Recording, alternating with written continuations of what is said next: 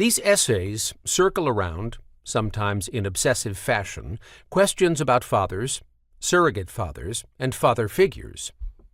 They depict, in intimate detail, my relationship with my daughter, whom I will call A. But they are not about her, nor are they all about fathering in the manner of a fatherhood memoir. My thinking and writing about fathering are products of my brain's hard wiring. I perceive the world as a poet, and one with an anxiety disorder. Consequently, I have rarely experienced fathering or my relationship with A as a singular story or a collection of stories.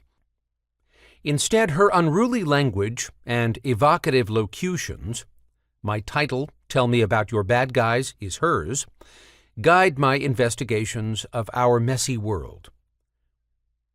Children make the best theorists, Terry Eagleton remarks, because they have yet to accept social conventions as natural facts. Dwelling in child time means engaging, often in floundering fashion, with what Eagleton calls their embarrassingly general and fundamental questions. My impressions of fathering coalesce in moments, encounters, and collisions, frequently with the political and material conditions of our anxious times.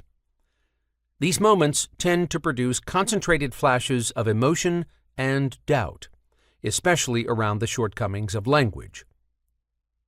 I teach Latinx literature.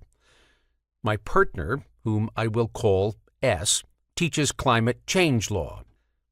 How would we speak to A about injustices present, migrant detention centers and mass shootings, and future, ecological collapse and planetary crisis?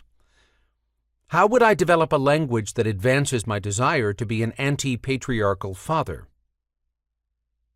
In lyric essays, I found a flexible form to collect and process the narrative vignettes that have emerged from these parenting moments.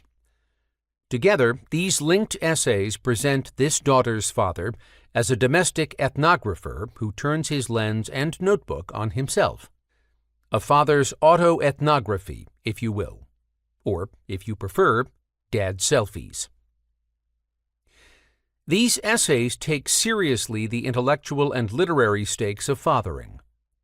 They aim to challenge not only the patriarchal norms, but also the more progressive, one-dimensional views of fathers.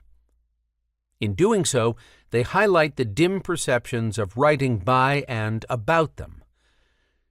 For example, on a recent trip to my favorite independent bookstore, I searched the well-stocked nonfiction, memoir, and essay sections for Keith Gesson's highly literary fatherhood memoir, Raising Rafi. I eventually found it on the parenting/self-help shelf. Even A, as a fourth grader, had already internalized the specious hierarchy among these overlapping genres.